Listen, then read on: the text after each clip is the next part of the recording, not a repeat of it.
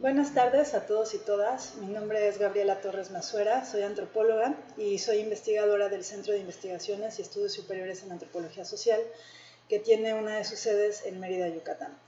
Para este evento nos pidieron que habláramos del futuro de la península de Yucatán desde nuestras disciplinas y desde nuestras especialidades. Yo les voy a presentar ahora el enfoque que tengo desde la investigación que he venido realizando desde hace 10 años en la península sobre las transformaciones en las relaciones de propiedad y la tenencia de la tierra de los ejidos de la región. Un aspecto importante a considerar es que más de la mitad del territorio peninsular es ejido o está bajo la forma de tenencia de la propiedad social. De hecho, aquí en esta gráfica podemos ver que este porcentaje en algunos estados supera la mitad del territorio, que es el caso de Quintana Roo, en donde el 84% de la superficie está bajo el régimen de propiedad social. ¿Qué quiere decir esto? Que la mayoría de los proyectos que se traten de desarrollar en estos territorios, y a esto me refiero sobre todo a proyectos de tipo turístico, urbano, agroindustrial y recientemente de energías limpias, tendrá que vérselas con los ejidatarios y con los núcleos agrarios que controlan el territorio. Esto es importante de señalar porque, como bien sabemos, muchos de los conflictos que han surgido en la actualidad tienen que ver con este encuentro entre empresarios y ejidatarios. Otra de las características del territorio bajo el régimen de propiedad social es que la mayoría de las tierras de los ejidos están bajo uso común. Aquí quisiera hacer como una explicación más detallada sobre los tipos de tierra que existen bajo el régimen de propiedad ejidal. Después de 1900 norma constitucional al artículo 27 y se emitió una nueva ley agraria y esta estableció, como bien saben, la posibilidad de incorporar al mercado las tierras ejidales. Sin embargo, la ley también estableció algunos candados que tenían que ver, por un lado, con que no todas las tierras eran alienables, o sea, se podían poner en el mercado, y aquí como vemos en la tabla, se señala que las tierras de uso común son inalienables, ¿no? Y por otro lado se pusieron candados respecto a el tipo de ventas y los sujetos que tenían derecho a a recibir las tierras ejidales como enajenables. En concreto, la ley establece que únicamente son enajenables las parcelas ejidales y solo se pueden vender a vecindados o ejidatarios. Estos fueron dos candados que puso la ley. Y un tercer candado que es muy relevante para nosotros, para la región, es que también se estableció que serían nulo de pleno derecho, es decir, no se podía parcelar aquellas áreas de los ejidos que tuvieran cubierta forestal. Un asunto importante para decir sobre la península es que la mayoría de las tierras, en algunas regiones, por ejemplo en Quintana Roo, tienen cubierta forestal y es por la cual muchas de estas tierras se han mantenido como de uso común. La reforma legal que se promovió en 1992 tuvo como objetivo, ya dije, finalizar con el reparto agrario y poner a la venta las tierras ejidales, facilitar el apuesto al mercado de estas tierras, pero para lograrlo se estableció un programa que generaba la certificación de los núcleos agrarios. Este programa se llama Programa Procede y en la región pasó bastante fácil en comparación de otras regiones con población indígena, sin mayores conflictos, y la característica es justamente que la mayoría de los ejidos que aceptaron el programa, y esto me refiero a un 95% de los ejidos que lo aceptaron, mantuvieron la mayor parte de sus tierras como de uso común. Esta gráfica nos da una idea de la proporción de tierras que están bajo uso común y aquellas tierras que fueron parceladas. Esto es, ahora lo vamos a ver más en mapa, y aquí podemos ver en este mapa en donde están las tierras en verde, que son las tierras de uso común de los ejidos, y las tierras en azul, que son aquellas tierras parceladas, que existe una pauta respecto a este parcelamiento, y esta pauta tiene que ver con las tierras, el uso que se le da a las tierras. Algunas de las regiones donde se parceló hay ganadería, en otras hay un desarrollo urbano, como podemos ver alrededor de Mérida. Un aspecto que poco se señala es que el programa Procede generó este parcelamiento, pero como pueden imaginarse, en muchos de los ejidos donde se parceló había cubierta forestal, y esto quiere decir que se infringió la ley para generar este parcelamiento. Después de este programa ha habido un conjunto de nuevos parcelamientos en los ejidos.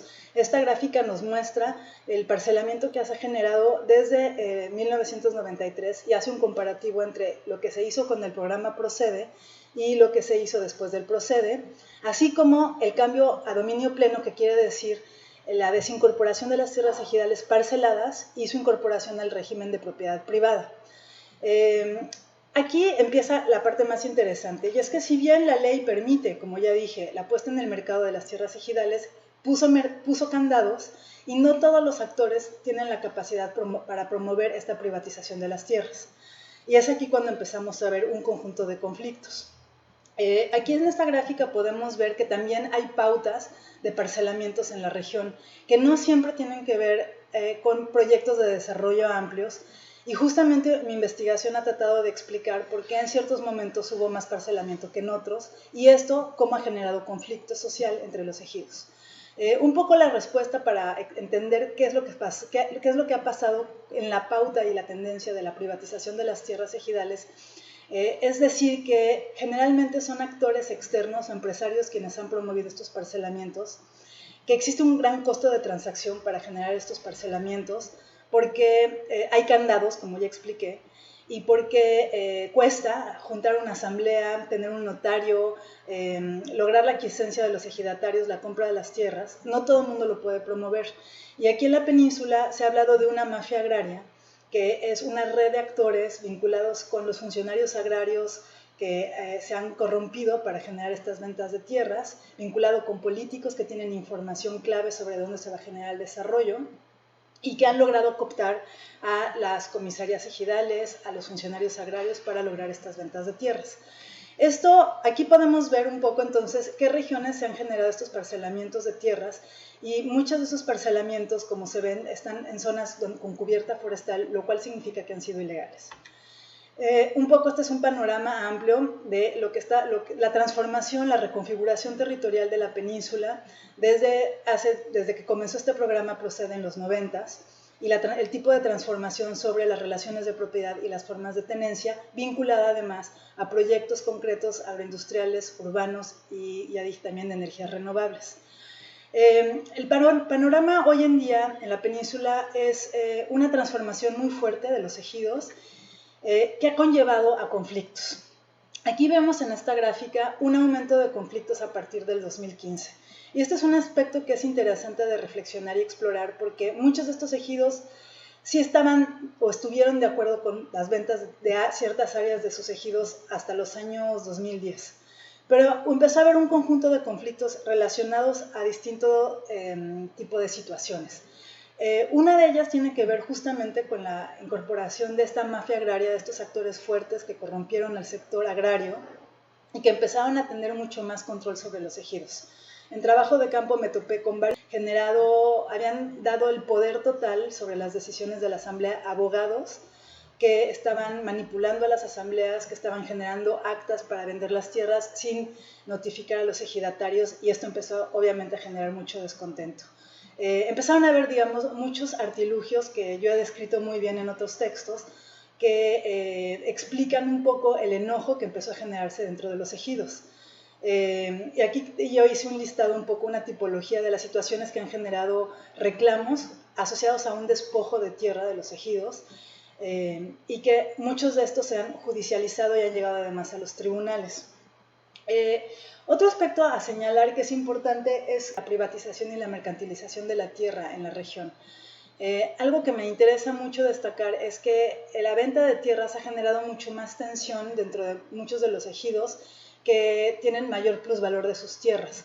Algunos de ellos han vendido ya más del 70% de su territorio, y entonces esto hace que en menos tierra haya más conflicto de los ejidos, de los ejidatarios, y no solo los ejidatarios, sino también otros sujetos de derecho bajo las normas vernáculas, que son los comuneros. Hay un incremento también de desigualdad socioeconómica y política entre los ejidatarios y los no ejidatarios, ¿no? O sea, los ejidatarios toman decisiones sobre este territorio que afecta a todos, pero los demás pobladores no tienen derecho a decidir sobre estos territorios. Hay conflictos también entre ejidos, porque muchos se han quedado sin tierra, y esto ha generado que algunos ejidatarios o comuneros invadan las tierras de los ejidos colindantes. y ha generado mayor privatización de las tierras por un asunto de incertidumbre jurídica. Este es el panorama que yo estoy viendo en la península de Yucatán. Es un panorama que es preocupante y que se enfrenta además ahora a otro megaproyecto que es el Tren Maya. Entonces vamos a observar qué es lo que sucede. Muchas gracias y comenzamos la discusión.